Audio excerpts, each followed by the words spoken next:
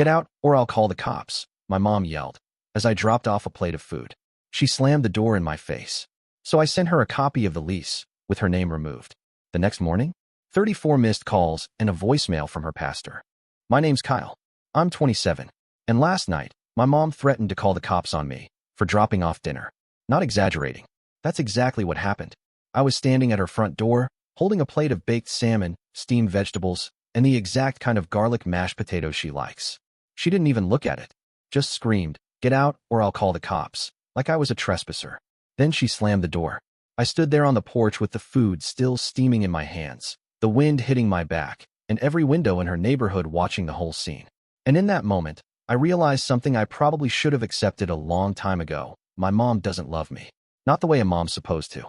Not in any way that means anything. It starts earlier, though. Way earlier. Growing up, I wasn't really raised. I was managed. Like a chore someone forgot they had signed up for. My mom had me when she was 19.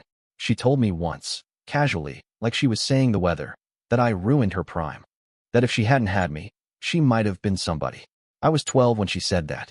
She was drunk. But I remembered. She was never the nurturing type. Always the kind of woman who needed everything to orbit her. She was sharp with her words, and even sharper with her moods. She could be sweet in public, gracious even, but inside the house, she'd cut you to pieces with the smallest sentence. You look tired. You're so boring to talk to. Why do you always ruin the mood? You're just like your father. And then she'd smile like nothing had happened and ask me to take out the trash. When I turned 17, my stepdad came into the picture. Mark. He wasn't a bad guy, more like a tired one. He worked long hours as an electrician, smoked a lot, never really argued. He gave the house a kind of balance for a while. Mom acted nicer when he was around, though it always felt forced. Like she was pretending for him. Sometimes she'd take credit for things I did, like when I won a regional tech competition at school. Mark clapped and said she must have raised me well. She smiled and said, "Told you he was special." I remember the way she looked at me after. Like she expected me to be grateful for the compliment she stole. I moved out at 22, got my own apartment, worked at a warehouse during the day, and delivered food at night. It wasn't glamorous, but it paid the bills, and I was free. Or at least I thought I was. Mark passed away 2 years ago from a heart attack. Completely unexpected. He was only 49. I came over the same night to make sure she wasn't alone, and she was already crying about bills. Not grief. Not loss. Bills. "I don't know how I'll survive here," she kept saying, pacing through the kitchen like she was rehearsing a scene. He paid everything. The rent, the car, the damn Netflix. What am I supposed to do? So I did the thing I'd always done. I stepped in. I offered to co-sign the lease. At that point, my credit was better than hers, and I figured helping out for a year wouldn't kill me. I paid the deposit, took over the utilities, and even started cooking for her twice a week because she said it helped her feel human again. She never thanked me. Not once. But I brushed it off. That's just how she is, I told myself. 6 months ago, I realized she'd stopped even pretending to look for work. She spent her days watching true crime shows, gossiping with her church friends, and occasionally texting me articles about how men in their 20s needed to start investing before it's too late. It was like she expected me to take care of her forever. No end date. No plan to become independent. Just permanent emotional blackmail hidden behind passive-aggressive smiles and condescending remarks about how lucky I was to still have a mother. Then she got sick. Nothing fatal, just a surgery on her leg to fix an old injury. She made it sound like it was life-threatening, though. Sent dramatic texts about preparing her will, and even asked me to call her pastor the night before the operation. I visited her every day while she recovered, cleaned the apartment, bought groceries, paid for her Uber rides to physical therapy. And still, no thanks. Only complaints. "You used the wrong detergent. These apples aren't crisp enough. Why do you always make the mashed potatoes lumpy?" Which brings me to last night. I'd worked a full shift at the warehouse, then came home and cooked. Made everything just the way she liked it. I even packed it in one of those insulated bags with the little compartments. I pulled up to the complex at 7:40 p.m. Lights were on. TV blaring. I knocked on the door. She opened it halfway, looked me dead in the eye, and said, without blinking, "What are you doing here?" I held up the plate. "Dinner. Thought I'd swing by and get out, or I'll call the cops." Her voice cracked halfway through the sentence, like she wanted the neighbors to hear it. She didn't ask me why I came unannounced. She didn't look at the food. She didn't even step aside. Just shouted like I was a burglar, and then slammed the door so hard it shook the porch light. I stood there for a solid 10 seconds. Frozen. Then I walked back to the car, plate still in hand, and just sat there. In silence. No music. No calls. Just headlights off, staring at the building I helped pay for, wondering what the hell just happened. I opened my phone and scrolled through her texts. The last message she sent me was a meme about how men don't understand emotional labor. That was the moment I stopped justifying it. I'd spent years convincing myself she was just complicated, that she was damaged, that I had to keep showing up because maybe one day she'd finally realize I was worth loving back. But sitting in that car, staring at the windows she pulled her blinds across, I realized something brutal. She didn't care if I stayed. She only cared that I obeyed. And that night, I decided I wouldn't obey anymore. It didn't take long for her version of the story to hit the family group chat. 3 days after the cops incident, I started getting texts from cousins I hadn't spoken to in a year. A screenshot of a post she'd made on Facebook, written like a soap opera monologue. My own son tried to evict me. After everything I gave up for him, my heart is broken. I've never felt so unsafe in my own home. Not a single mention of the plate, or the yelling, or the fact that I was the only reason she was even living there rent-free. She made it sound like I was tossing her onto the street without warning. There were praying hands in the comments. Crying emojis. You're in my thoughts from the church ladies. Some kids are just ungrateful demons from one of her old co-workers. One comment said I should be ashamed of myself. No one reached out to ask what actually happened. No one asked me for my side. I wasn't even tagged. She didn't need to tag me. I was the villain now, and she loved that role. I stayed quiet at first. Thought maybe it would blow over. But then my aunt called. Not the nice one. The one who never liked me much growing up. You need to fix this, she snapped before I could say hello. Your mother's in tears. And don't think we won't step in legally if you try anything. Legally? That word snapped something in me. She wasn't just playing victim. She was trying to preempt me from doing anything that would cut her off. She was arming the narrative before I could even breathe. And that's when I pulled out the lease. Here's something you learn when you handle the paperwork yourself. Details matter. After Mark passed, I was the one who renewed the lease. I paid the deposit. I covered the rent for 6 straight months. The building manager didn't even know she was living there full-time, just that I had a guest who sometimes stayed long-term. She never signed anything. Her name wasn't on a single legal document. So I printed a copy of the lease, highlighted the relevant lines, made 2 extra copies.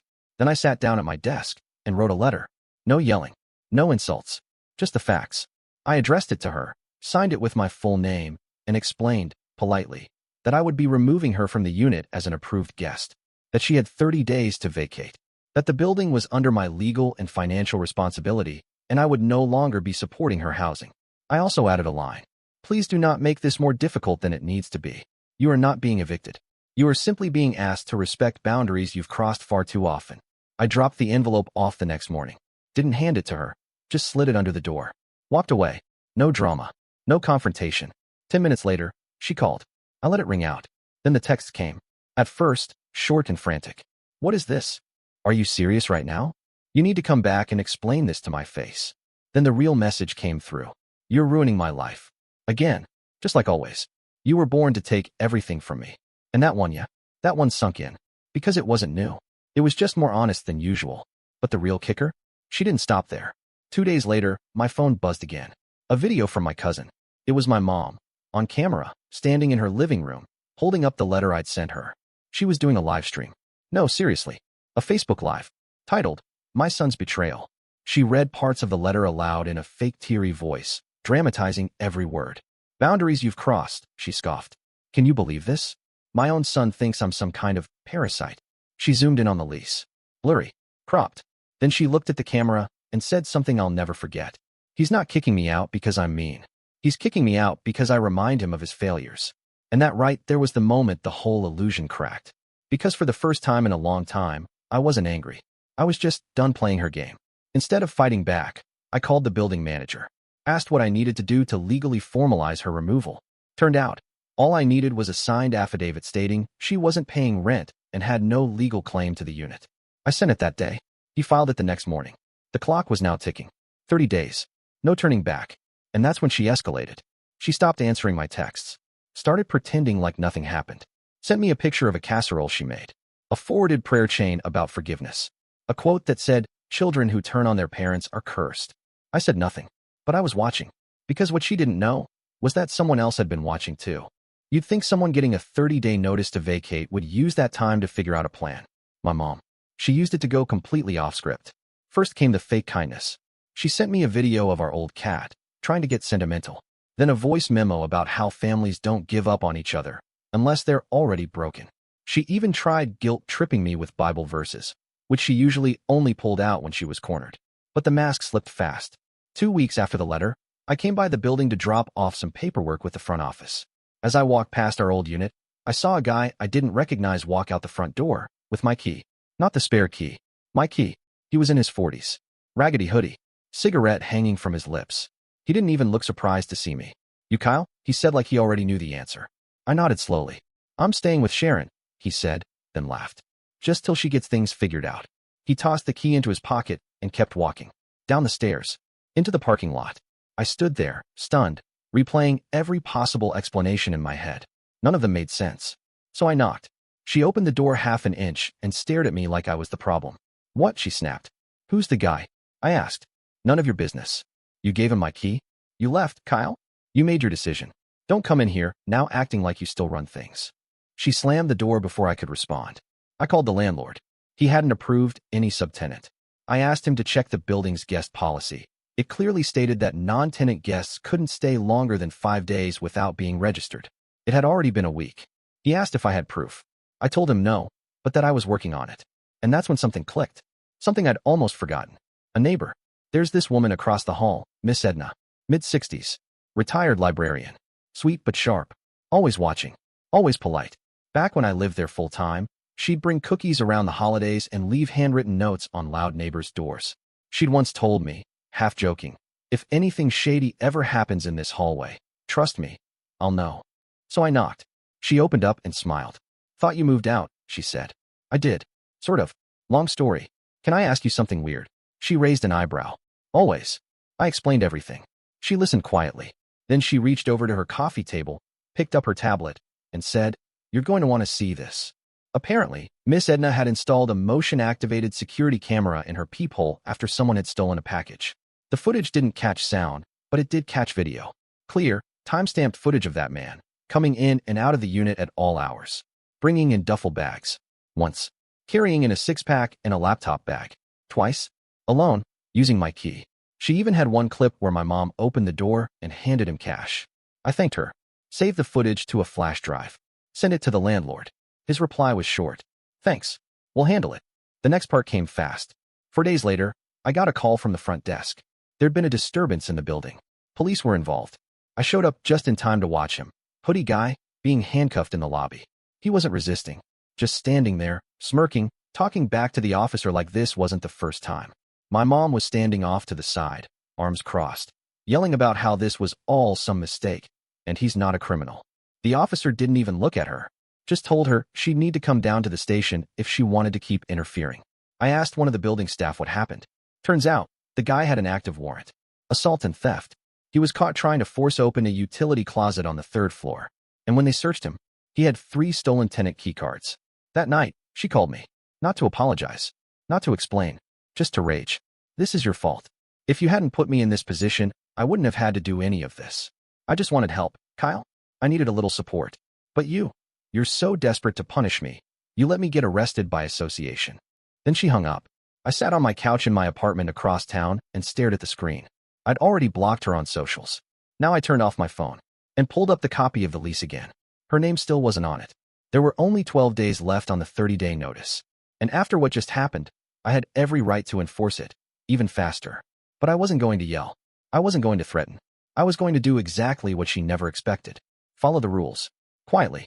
Legally. With every step documented. And let her world collapse around her without lifting a single finger. The arrest changed something. Not just in the building. Not just with the lease. It changed her. She'd always walked through the world like it owed her something. Like if she could talk louder, act wounded faster, and twist the facts hard enough, she could rewrite reality on the spot. But when her new roommate got let out in cuffs, reality didn't bend. It snapped. I thought she might double down. Threaten lawsuits. Go nuclear. Instead, she went quiet. For almost a full week. No texts. No calls. No passive-aggressive memes. I half expected her to show up at my apartment, but she didn't. It was almost eerie. Like the eye of a storm had settled over everything. And you just knew something was coming, but you didn't know when. Then came the missed calls. 7 in the morning. 1 missed call. 7:05, 2 more. By lunch, it was 15. By midnight, 34. And 1 voicemail. It started with silence. Just static and breathing. For a second I thought it was a pocket dial. But then her voice came through. "Kyle, I don't know if you'll even listen to this. There was no rage, no sharpness, just something else. Something limp and tired and strange. I made mistakes, okay? I know I made mistakes. But this is still my home. I have no one else. You're all I have. She sniffled. Please don't make me leave like this. Please. We can fix it. I need you. I just need a little more time. It trailed off. A click. Then silence. I stared at the screen for a long time. Not because I wanted to forgive her, but because I'd never heard her voice like that before. Empty. Deflated. Scared. She showed up 2 days later. Not at the apartment, at my job.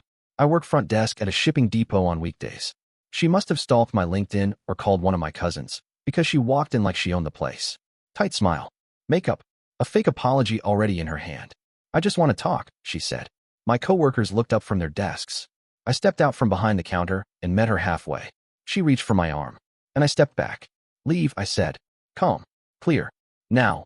Her eyes narrowed, but only for a second. She opened her mouth to argue, but then noticed the security guard walking toward us from the break room. I didn't have to say another word. She left. Fast. That night, I got another text. You're really doing this, huh? To your own mother. I didn't respond. Then another. I'll tell the family what kind of son you really are. Still nothing. And finally, you're just like your father. That one stayed on the screen a little longer. Because I knew what she meant. Not biologically. He left when I was 4. But emotionally. She always said he was a runner. Someone who vanished when life got inconvenient. But I'm not running. I'm staying exactly where I am. And I'm watching her self-destruct one message at a time. The building manager called the next day. I spoke with her, he said. She knows the date. If she doesn't leave on time, we'll have to escalate to a formal eviction. But I don't think she will. I asked why. She didn't argue, he said. Didn't even yell. Just nodded. Like someone who finally realized the game was over. And somehow, that hit harder than any of her insults ever had. Because for the first time in my life, she had no power left to take anything from me.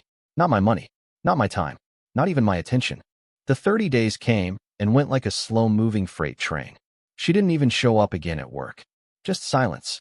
Until I got the text from the building manager on the morning of the deadline. Unit is clear. She's gone. Left the key on the counter. There should have been relief in that moment. Like some enormous weight had been carved out of my chest. I stared at the message, expecting to feel triumph, or at least peace. But what I felt was cautious. Because with her, nothing ever ended quietly. And I was right. I went to the apartment that evening to inspect it. Not out of nostalgia, just to make sure there was no damage, no mess, no legal time bomb waiting to go off. It was my name on the lease, after all. The moment I opened the door, I knew something was off. The furniture was gone. That part was expected. Most of it had been old, some of it mine from years ago, but I didn't care. The dishes in the kitchen were clean. No food in the fridge. Cabinets bare. Then I stepped into the bedroom and saw the wall. My stomach turned. She'd taken a permanent marker, a thick black one, and scrawled across the entire white wall. This isn't over. You'll always be alone. You're a son without a mother. 3 lines. All caps. Bold. And just beneath it, taped to the wall, was a photo of us. From when I was maybe 7. It was from a Christmas at our old apartment. I had on a red sweater. She was behind me, arms wrapped around my shoulders, fake smile for the camera. She had circled her face in red ink and drawn an X over mine. I didn't touch it. I backed out of the room, walked to the living area, sat on the edge of the couch she left behind, and just processed it. Because that was the thing. It wasn't just vandalism. It was her last narrative. The final attempt to flip the story back in her favor. To make me look like the villain again. Even if no one else ever saw it, she knew it was here. Her message, her truth, carved into the wall like a scar she hoped would last longer than the rent agreement. But this time, I didn't play along. I took photos. Not for memories, for documentation. Then I called the building manager, let him know I'd be repainting the wall at my own expense, and sent him the pictures. He whistled when he saw them. Want us to file a complaint? He asked. I almost said yes. But then I paused. No, I said. Just note it. That's all. Because the truth is, if I try to charge her for it, take her to small claims court, or drag this into another war, I'd be right back in the orbit I just escaped. And honestly, she wasn't worth the gravity. But she wasn't finished. That night, I got a notification.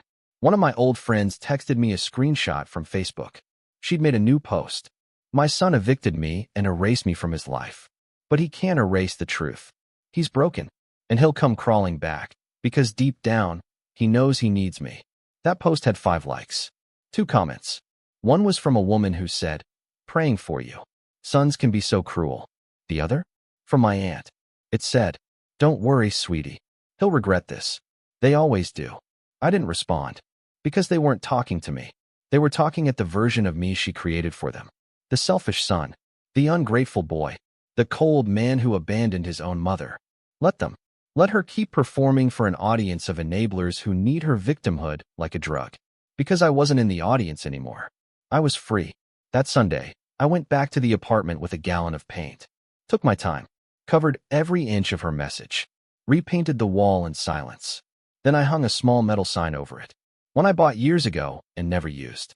It said, "Peace lives here now." 2 weeks after she moved out, I sat at the edge of my new couch, holding the phone in my hand. Not shaking. Not angry. Just steady. It had taken me 27 years to get to this moment. But I was finally ready to tell my version of the story. I opened the family group chat. The same one where she'd posted crying selfies. The same thread where my aunt called me cruel, and my cousin sent passive-aggressive Bible verses. I didn't preface it. I didn't beg for sympathy. I just uploaded 3 photos. The letter I'd sent her, with her name formally removed from the lease. A still frame of the guy she let live in my apartment, from Miss Edna's footage. The vandalized wall, with her message in black marker. Then I added 1 sentence. "She doesn't live here anymore. This is what she left behind." That's it. I muted the chat, turned off notifications, and let the silence speak louder than I ever could. 3 people left the group chat that night. 2 cousins texted me privately. One apologized. The other just said, "I had no idea." My aunt. She posted a vague status later that read, "The truth always comes out. I just hope we're ready when it does." She hasn't spoken to me since. And as for my mom, she's still playing the role. Every couple weeks, someone I barely know will forward me a screenshot. A quote about forgiveness. A post about toxic sons. A blurry old photo of me at 8 years old, captioned with something like, "I miss when he still needed me." I never reply. Because there's nothing left to say. You can't reason with someone who sees your boundaries as betrayal. And you can't build a future with someone who's always dragging you back into their past. But here's what you can do. You can paint the walls. You can light a candle. You can open the windows on a Sunday morning and make breakfast in peace. You can rewire your brain to understand that silence doesn't mean guilt and distance doesn't mean hate. It just means freedom. I've changed the locks. Blocked her number. Unfollowed the entire family tree except for the ones who checked in without taking sides. My apartment is quiet now. Still. Clean. There's a bookshelf by the front door where the TV used to be. There's a new rug. A new plant. And on the wall where her message once was, right above the little metal sign that says, "Peace lives here now," I added something else. A frame. Inside it. That same Christmas photo of us from when I was 7. But I cropped it. Her half is gone. Some people say cutting off your parents is the nuclear option. But sometimes, it's the only way to survive the fallout. And rebuild from the ashes. And that's the story. If you're still here, that means you're one of us. So go ahead, hit that subscribe button. I drop new chaos every single day. And trust me, tomorrow's story, it's even worse than this one.